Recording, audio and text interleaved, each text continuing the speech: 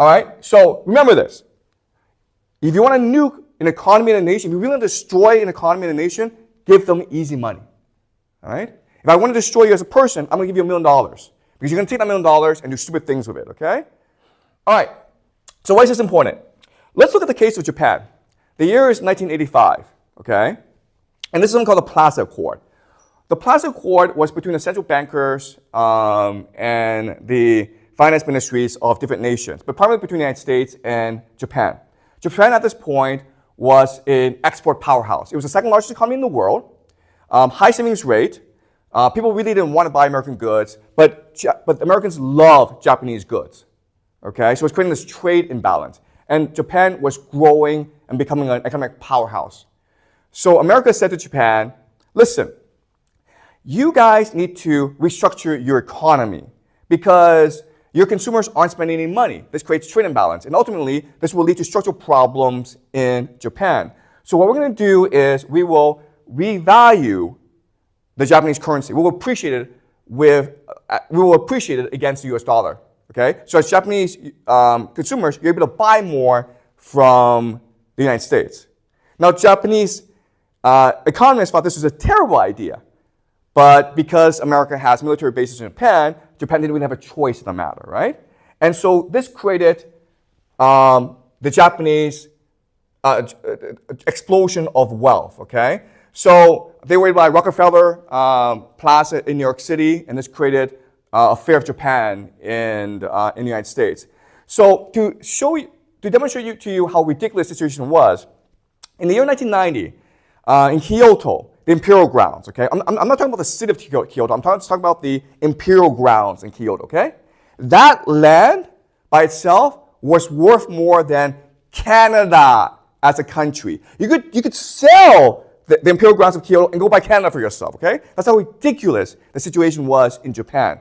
Because of the appreciation of the yen, cheap money flooded into the nation of Japan, and so people were speculating on real estate and the stock market, okay, which led to ultimately economic collapse in Japan. So as you can see, from the 60s up until about the 90s, Japanese growth was pretty strong. But after the Plaza Accord, you saw a steep drop, okay? The Plaza Accords, by appreciating the yen, by giving Japanese easy money, it destroyed the Japanese economy. All right, so remember this. If you want to nuke an economy and a nation, if you really want to destroy an economy and a nation, give them easy money. All right? If I want to destroy you as a person, I'm going to give you $1 million. Because you're going to take that $1 million and do stupid things with it, okay? Can you clarify a bit of easy money? Oh, okay, yeah.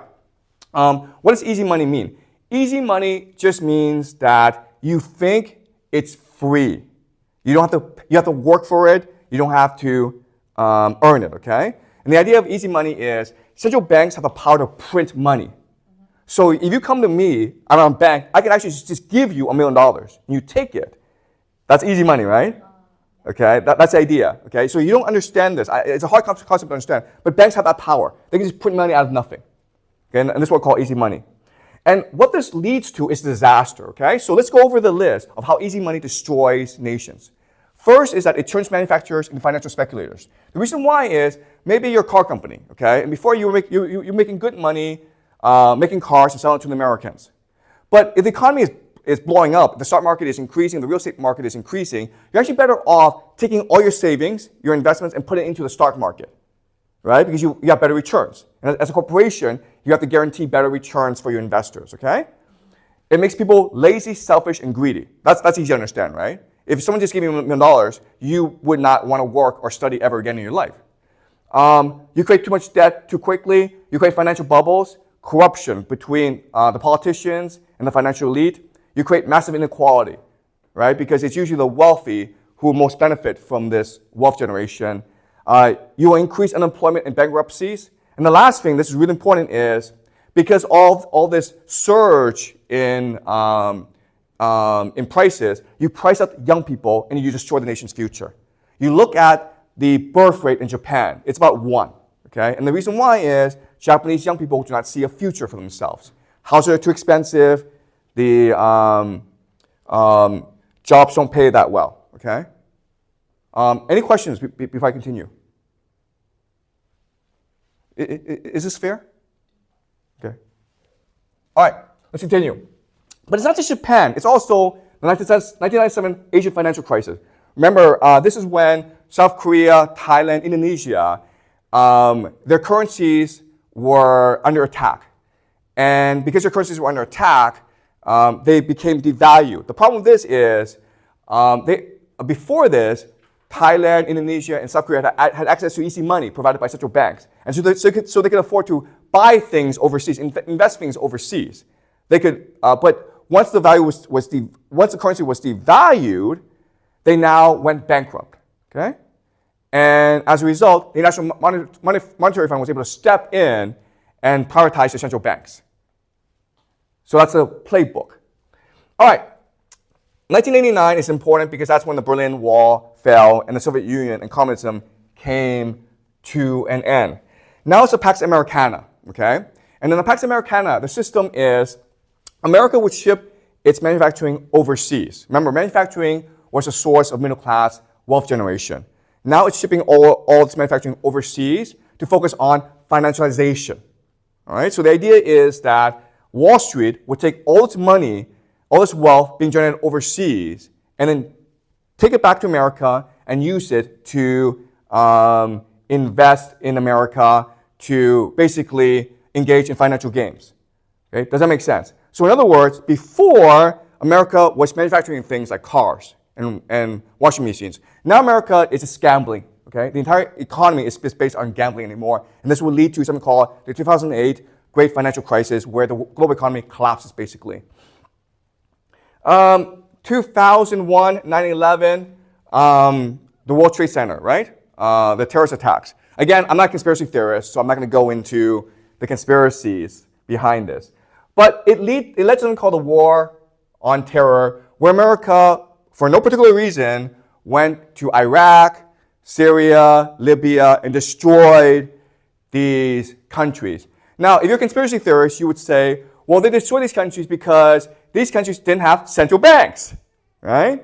So that's what some people say. I would not say that. I'm not a conspiracy theorist.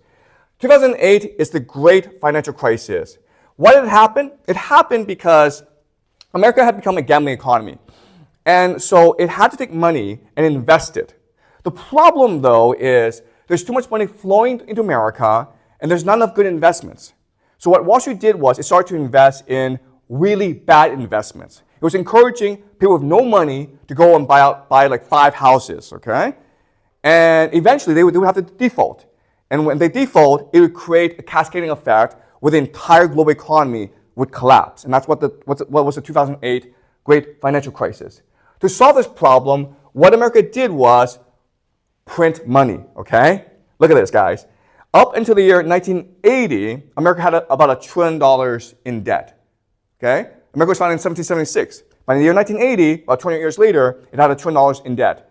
Today, it has now $37 trillion in debt, okay? This is all money printing. Starting about 2008, boom, you see the steep curve going all the way up, all right? The economy in America right now is really screwed up. The reason why is the stock market is worth twice as much as the real economy. Okay, that makes no sense at all. The total value of the U.S. economy is half of that of the stock market. Okay, so this shows you that right now America is living in a fantasy. It's a make-believe economy.